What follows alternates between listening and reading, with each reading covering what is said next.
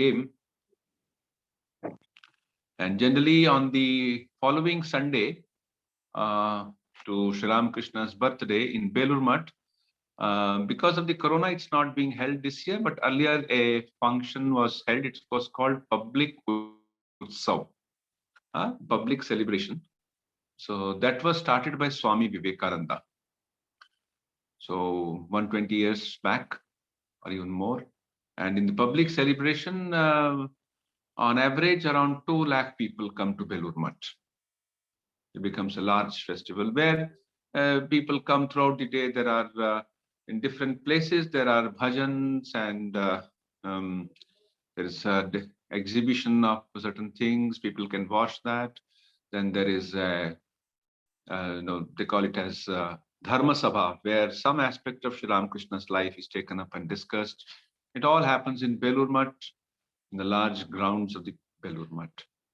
So it is a very kind of a historic thing. Now that after Corona things are opening up, hopefully they will take up things more seriously in days to come.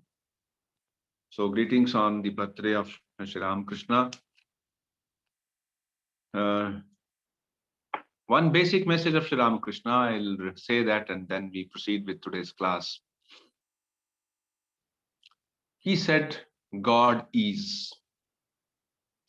And the purpose of life is to experience God. In other words, God is a reality, not an imagination. But it's a Indriyatita Satya. It is beyond the senses. But by controlling the senses, by controlling the mind, by purifying the mind, not allowing any negative thoughts, not allowing anger, greed, jealousy, lust, and all the other lower tendencies to dominate us, but to become free from them by remembering God, by remembering our divine nature, we can purify ourselves and experience God. It doesn't happen in a time frame. It could be a big time frame. It could be this life or next life. It could be 5 years or 5 minutes or 50 years. We do not know, because we do not know how deep our impurities are. So once the mind is purified, and this is what the Hindu Shastras tell actually.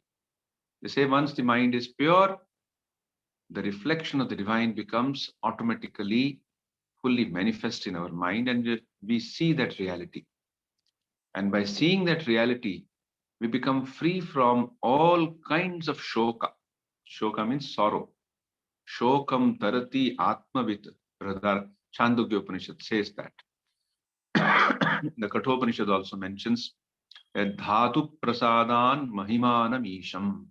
Once the mind becomes pure, you see the greatness of the divine power. So this is what Sri Ramakrishna taught. He said, you try it in your own life. Each one has got freedom. Each one has his own method, his own capacities to proceed. But this is the ideal, and this he demonstrated through his life, through his personal example.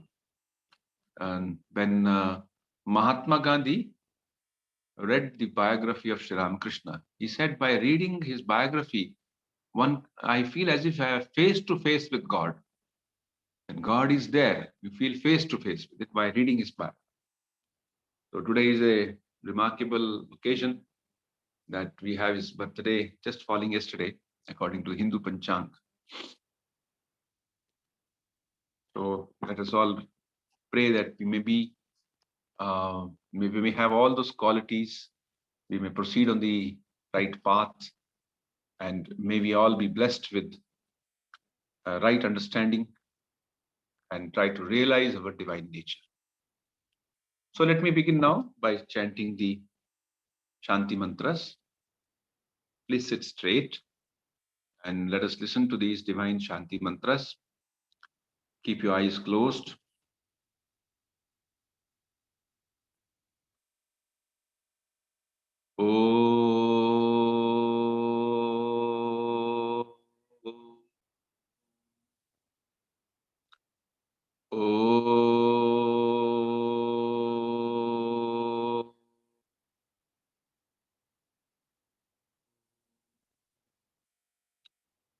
Om Sahana Vavatu Sahano Bhunaktu Sahaviryam Karavavahai Tejasvinavadhitamastu Ma Vidvishavahai. Om Shanti Shanti Shanti Harihi Om. Shanno Mitrasham Varunaha Shanno Bhavatvaryama Shanna Indro Brihaspatihi Shanno Vishnurukramaha Namo Brahmane Namaste Vayo Tvameva Pratyaksham Brahmasi Tvameva Pratyaksham Brahma Vadishyami Ritam Vadishyami Satyam Vadishyami Tanmamavatu Tadvaktaramavatu Avatu Mam Avatu Bhaktaram. Om Shanti Shanti Shanti Harihi Om. Asato Ma Sadgamaya Tamaso Ma Jyotirgamaya Mrityurma Amritam Gamaya. Om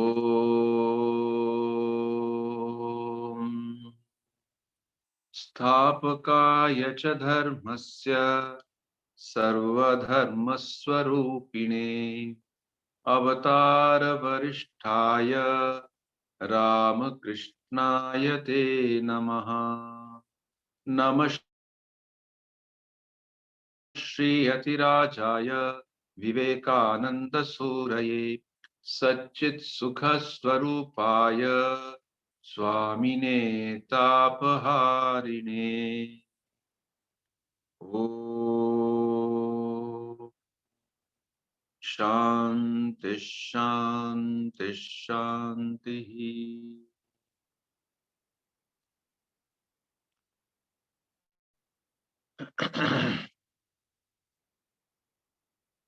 Now we shall read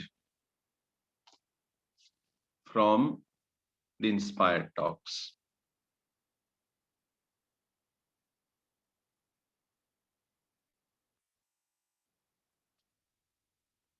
Dated 7 July 1895, Sunday morning. Swami Vivekananda says, infinite manifestation dividing itself in portions still remains infinite, and each portion is infinite. Brahman is the same in two forms, changeable and unchangeable, expressed and unexpressed. You know that the knower and the known are one. Know that the knower and the known are one. The Trinity, the knower, the known, and knowing is manifesting as this universe. This that God the yogi sees in meditation, he sees through the power of his own self. What we call nature, fate, is simply God's will. So long as enjoyment is sought, bondage remains. Only imperfection can enjoy, because enjoyment is the fulfilling of desire. The human soul enjoys nature. The, the underlying reality of nature, soul and God, is Brahman. But Brahman is unseen until we bring it out. It may be brought out by Pramanta or friction, just as we can produce fire by friction. The body is a lower piece of wood. Om is the pointed piece, and dhyana, meditation, is the friction. When this is used, that light, which is the knowledge of Brahman, will burst forth in the soul. Seek it through tapas, holding the body upright, sacrifice the organs of sense in the mind. The sense centers are within, the organs without. So, drive them into the mind, and through dharana, concentration, fix the mind in dhyana. Brahman is omnipresent in the universe, as is the butter in milk. But friction makes it manifest in one place. As churning brings out the butter in the milk, so dhyana brings the realization of Brahman in the soul. All Hindu philosophy declares that there's a sixth sense, the superconscious, and through it comes inspiration. Sorry, some kind of allergy.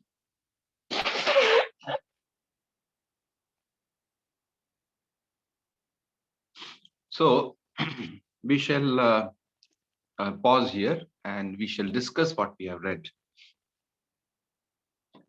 Swamiji begins here by saying that infinite manifestation dividing itself in portions still remains infinite, and each portion is infinite.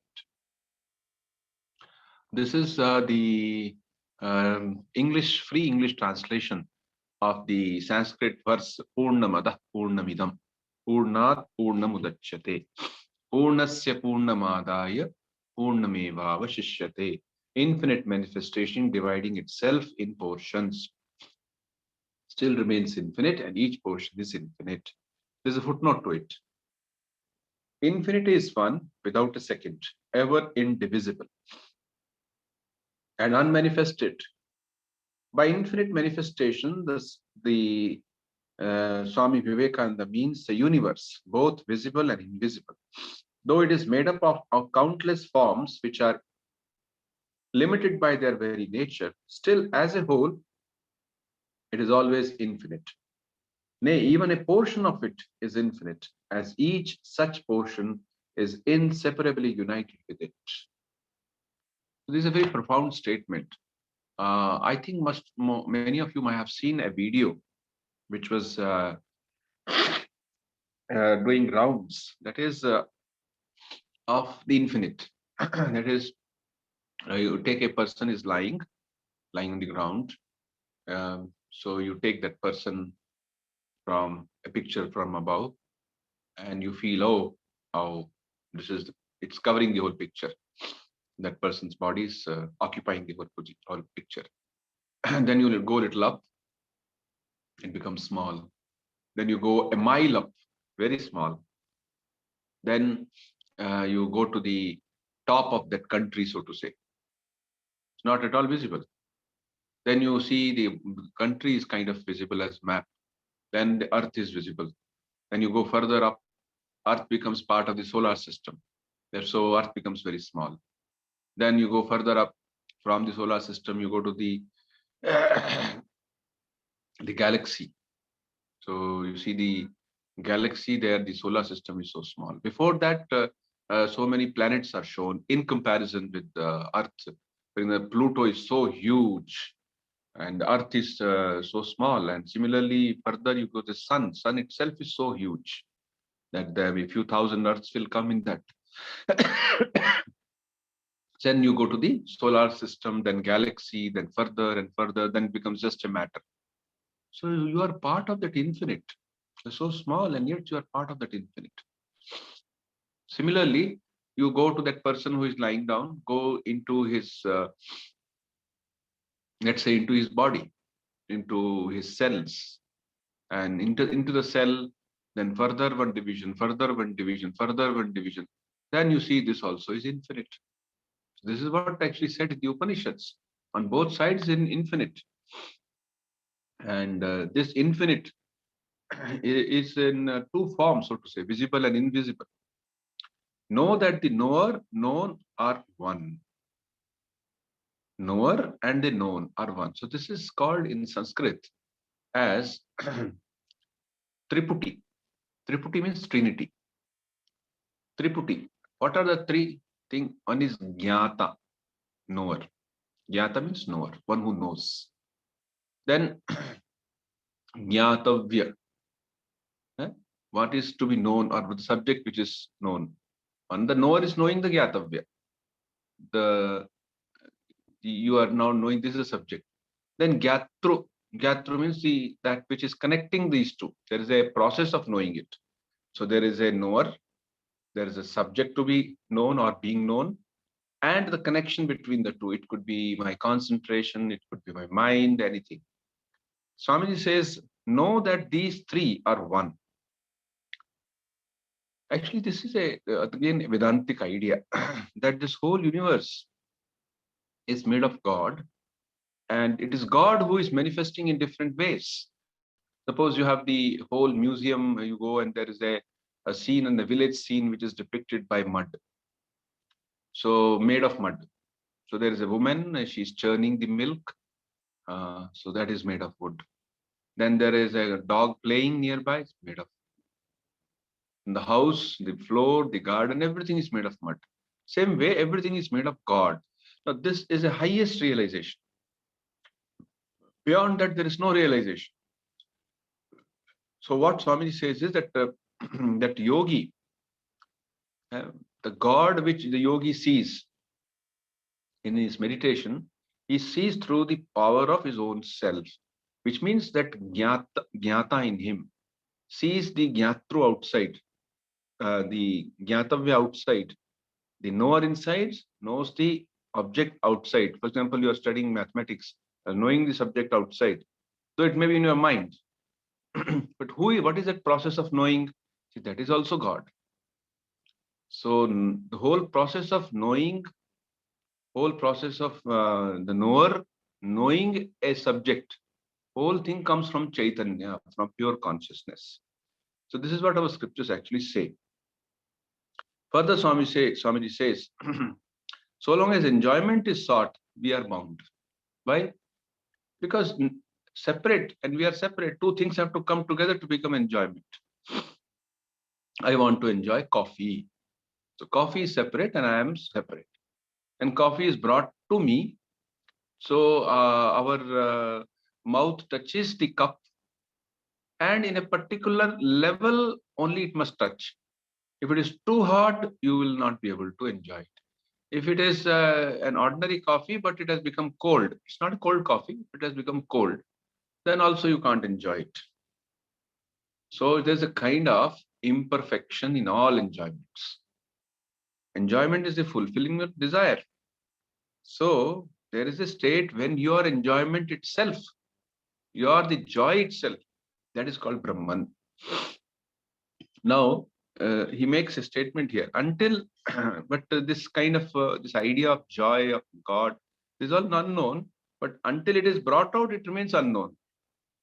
It is to be brought about or brought out by friction. This is actually again a verse in the Mundaka Upanishads, where this is a translation from that. Beautiful translation, very flowing and very easy to understand. The body is the lower piece of wood, Om is the pointed piece, and meditation is the friction. That is a way of putting it. When this is used, that light, which is the knowledge of Brahman, will burst forth in the soul. Seek it through tapas. The Taittiriya Upanishad comes. Tapasa Brahma Vijignyasasva. Through tapas, through hard spiritual practice of controlling the mind and senses, you will be able to realize your own divine nature. Seek it through tapas. So tapas is, it's kind of friction. It's a kind of a friction. The mind is being reorganized and purified by meditating on the Om. So Om is making the mind ready, thinking about the Om. The sense centers are within, the organs are without. So driving them into the mind and through dharana, fix it in dhyana. So fix the mind in your meditation on on an object. I'm saying Mong, Om here, you could use some other form. You could use the name of or the shape of Rama or Krishna or Ramakrishna or any form that appeals to you. By so doing, you are doing the friction work. So some people say, oh, I have been meditating for quite some time. I am not really benefiting from it. For such people, this verse to be remembered. That just as friction does not happen in one strike, it takes time. There's a time factor involved in friction and then bursting forth of flames. Same way, everything else in the meditation also time is effect. So Swamiji mentions another example here as churning brings out the butter in the milk. So dhyana brings out realization of Brahman in the soul. Somebody asked a great sage, where is God? I have not seen God. Then he placed one bowl of milk before him. He said, where is butter? I don't see butter here. Show me. He said, yes, butter is there inside, but I can't show you just like that. You will have to boil it, and then you have to make it a curd. Then you have to churn the curd, and then butter will come out. It is there. It is hidden. This churning is called sadhana. This churning, this process of churning is called sadhana. So when you are meditating, we are as if, churning our own mind. So what happens finally when the butter comes up, let's say in our sense. So the last portion of this, Swamiji says this, all Hindu philosophy declares that there is a sixth sense and through it comes inspiration. So there is a sixth sense in us, which is yet not fully manifest. It is also known as dhi. In Sanskritam, it's called dhi. From there comes the word buddhi. So dhi shabda means that divine power which is present in us through self-control, through following a life of abstinence of worldly enjoyments. We purify the mind, and also by repeating God's name. Both should happen together, or by meditation, or by doing our actions in a spirit of detachment. We slowly develop that dhi in us. You see, any perception in the world requires an instrument. Eyes required for seeing, and ears are required for hearing, and so on. So what is required for knowing God? So for knowing God, one requires the pure sense of inner being, which gets developed by long years of practice. It depends on how much readiness you have. You may not require so much long years, or you may require long years. So whatever it is, finally, it is the purity and the development of mind that really matters. So we stop this reading here. Now we shall have our 20-25 minutes of guided meditation. I request everyone to sit straight.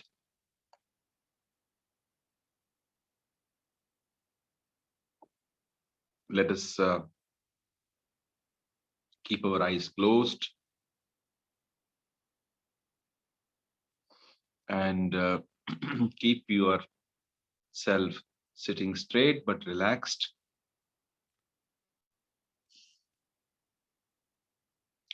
Let us remain unhurried. We are not in a hurry to meditate. We are not in a hurry to finish the meditation either. We'll sit as much as we can as per our schedule. We'll sit for some time. Don't think of time too much. Don't think of the events in your life. They will anyway appear before your mind. All the events that are happening or that have happened, or which you are imagining they will happen, or which you feel that they will happen. Let us not regret or worry about anything.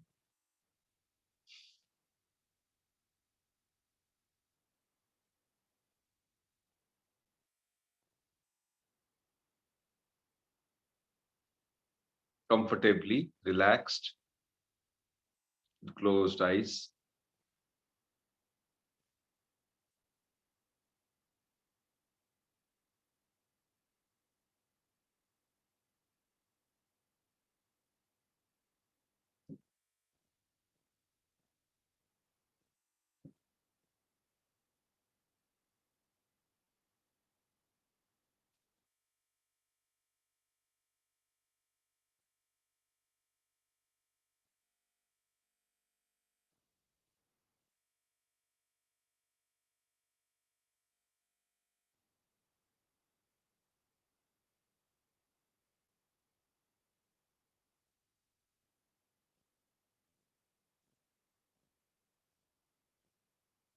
Now, let us fill the mind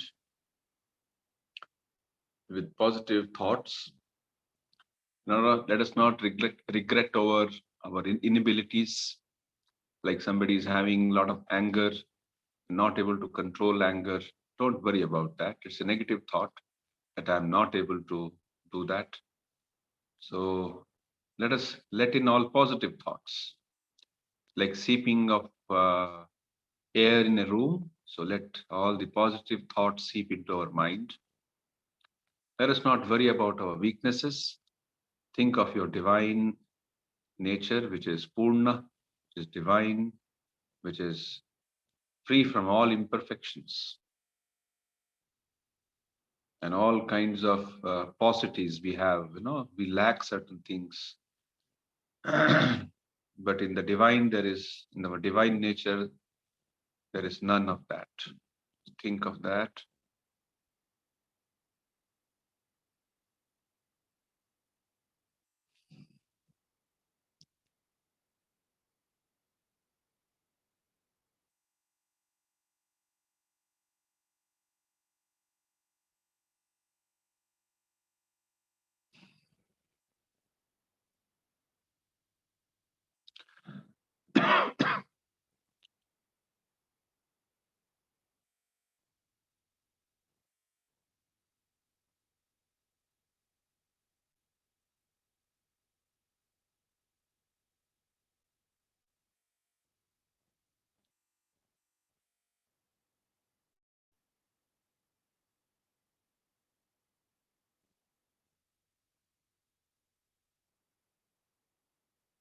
And let us pray for the well-being of everyone, the whole universe. May no one suffer. Let us pray for the well-being of whole universe, well-being of our near ones, dear ones, well-being of all those whom we do not know, for all living beings. For our own well-being, let us pray. Sarve bhavantu sukhinah, sarve santu niramaya, sarve bhadrani pashyantu, ma kaschit dukkha bhag bhaved.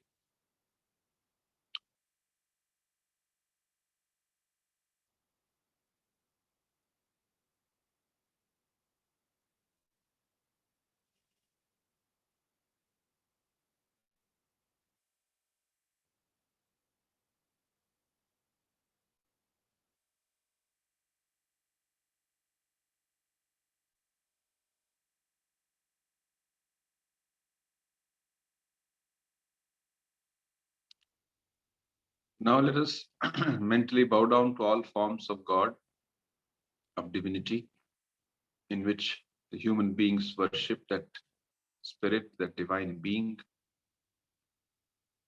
each one trying in his own way to understand. May the blessings of the divine power be upon us. Our salutations to all great masters of meditation. May their grace be upon us. You're all making efforts to withdraw the mind and focus it within.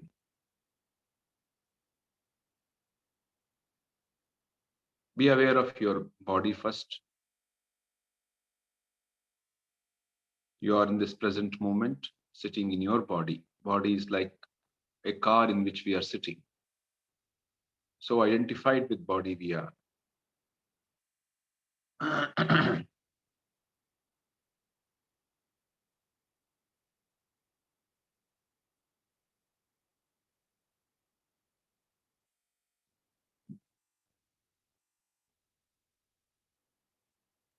Feel that you are healthy, strong.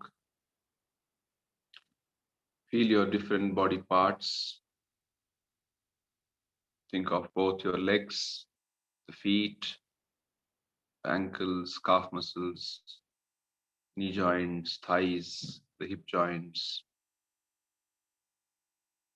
the upper body, spine, top to bottom, and bottom to top. Think of the spine, the shoulders, the chest. Think of the chest. You're sitting straight. Think of the heart that is beating within.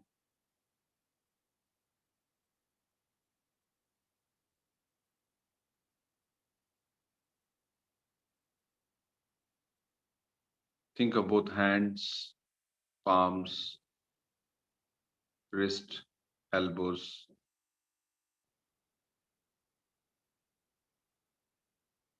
shoulder joints, neck, head, the forehead, eyes, ears, nose, cheeks, chin.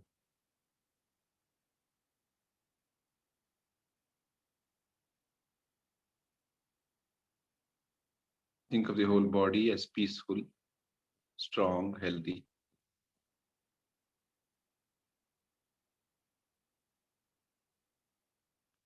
Also think of your prana shakti, your vital power. Each one is endowed with a vital power, which is expressing itself through the nostrils, through the breathing process. Think of the prana, the vital power.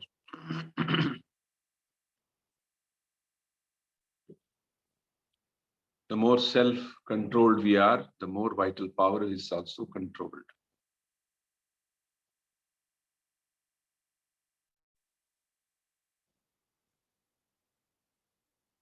It is strengthened. It's helpful then.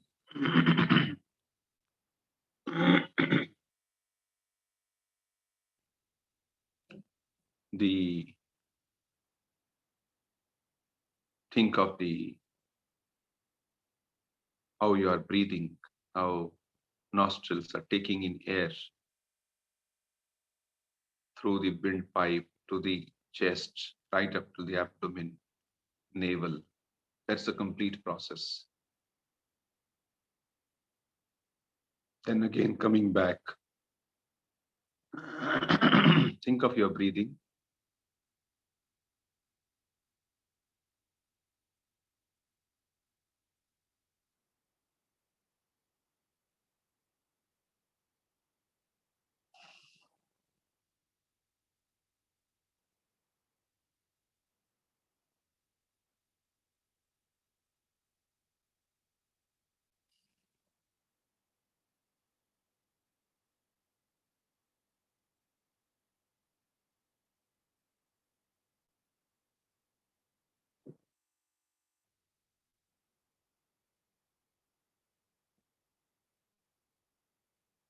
Now think of the mind.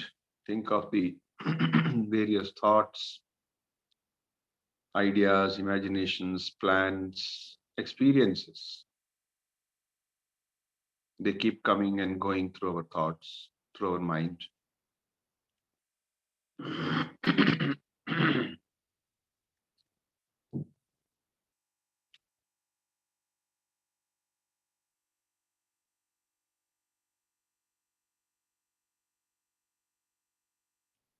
And think of within those thoughts, etc.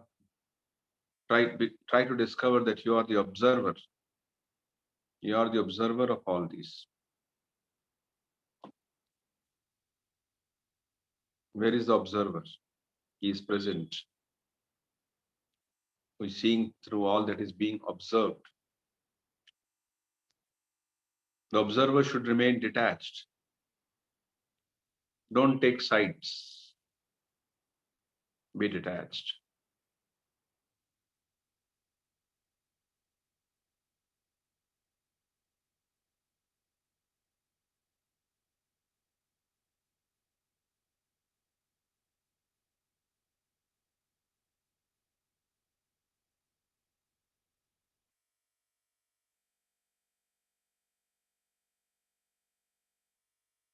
And then discover or visualize a form in the center of your chest for meditation. Think of any divine object, or think of the flame of a still burning candle without a movement. Or think of any divine form, Rama's form, or Krishna's form, or any other form, Shiva's form, whichever you feel like, you feel drawn to, you feel emotionally appreciative.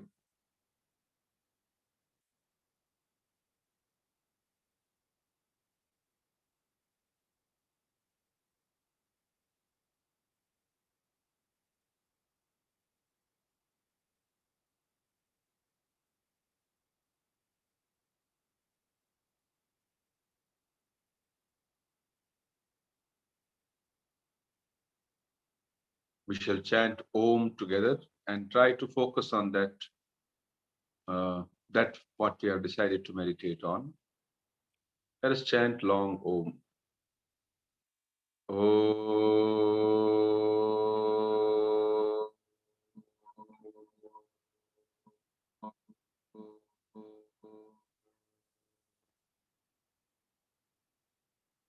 With closed eyes, relaxed body, mind, let us meditate on that form within. Think of that form as representing the highest spiritual truth. That truth from which all other things are derived. That highest being, the highest knowledge, or highest joy, manifesting as your form on which you're meditating.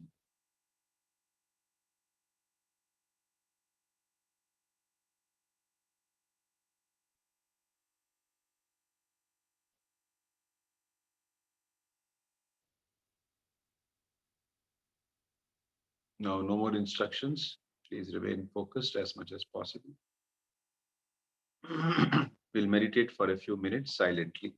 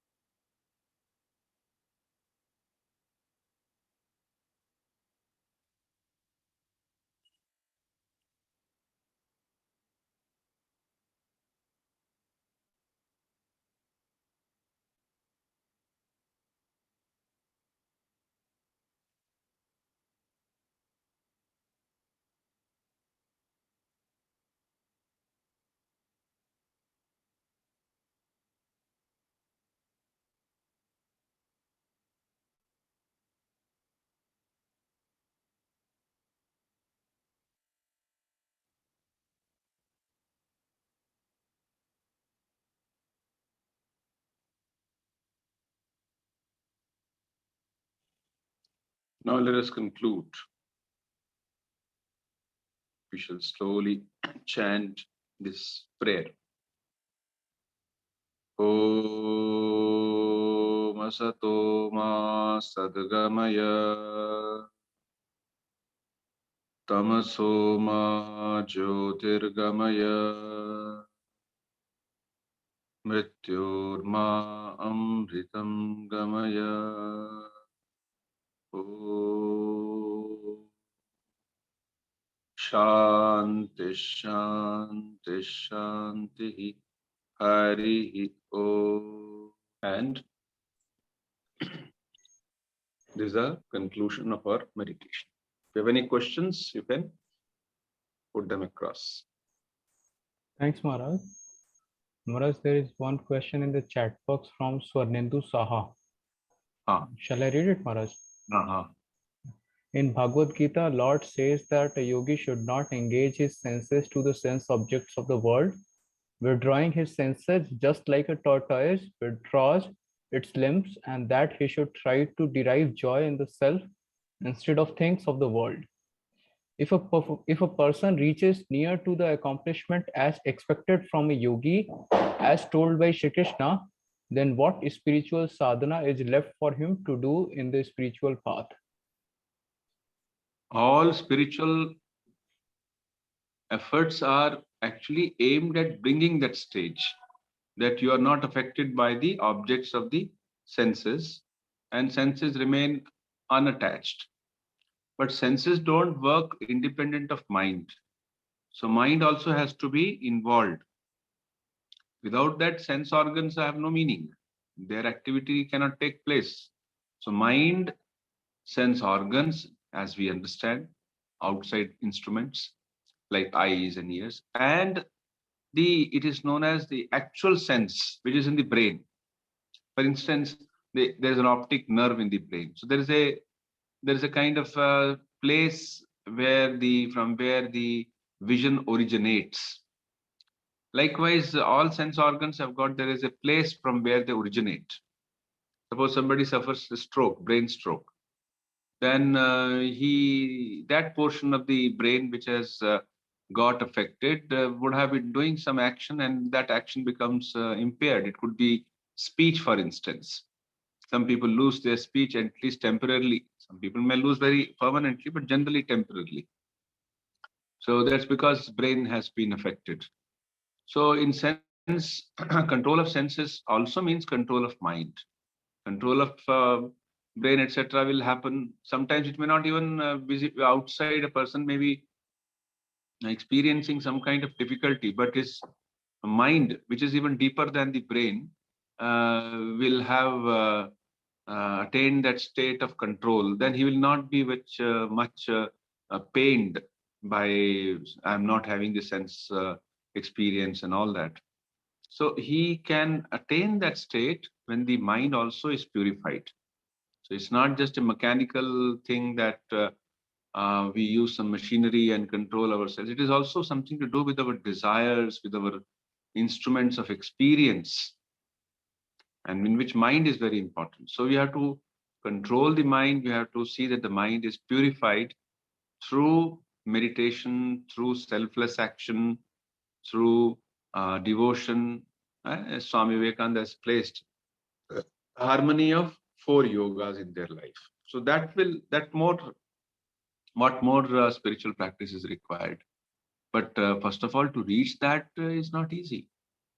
Each one has his own journey, but it's not generally easy. So we all have to keep trying. We should be also careful that we should not arrive at some wrong conclusions about our spiritual progress. I am not affected by anything. Now I have attained some high state.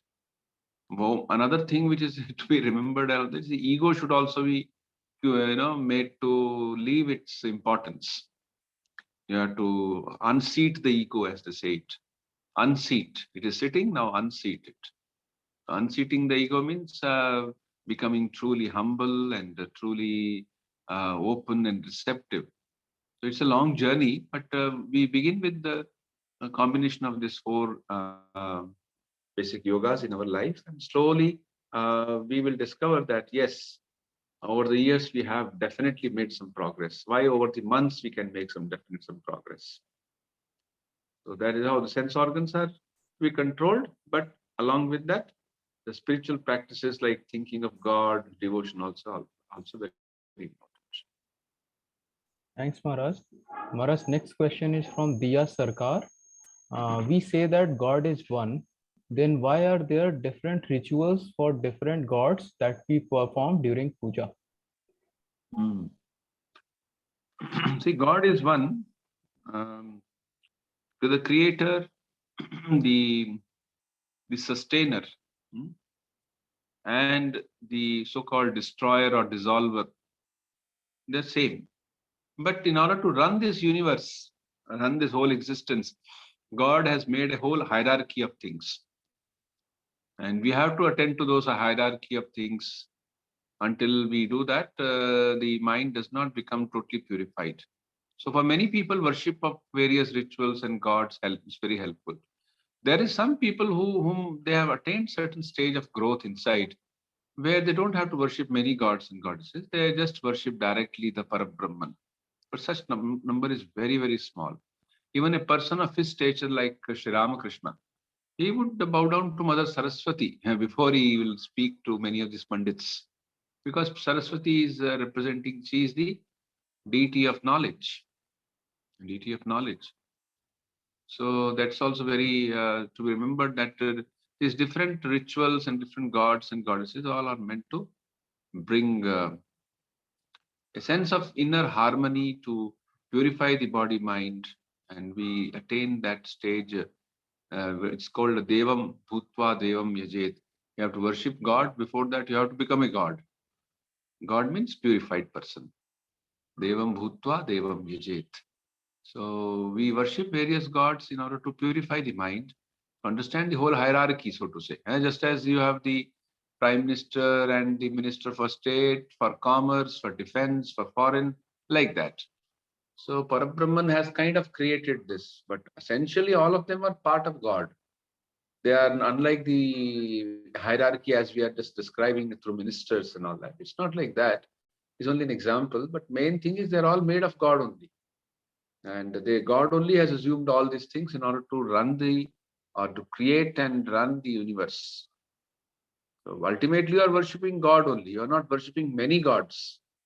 You are like you have got a number of bulbs and a number of electric appliances.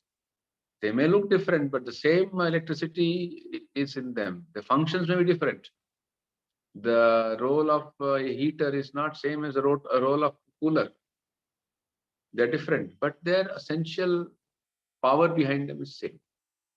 So all rituals are meant to finally reach that oneness if you do them rightly, if you carry them rightly, to attain that state of oneness with God. So this you find in Sri Ramakrishna's own example also, how he would do puja and feel fun with the Parabrahman. You read his life, especially his sadhana period of his life, you will discover how he has demonstrated it through his personal example. So rituals are meant for that. Thanks, Maharaj.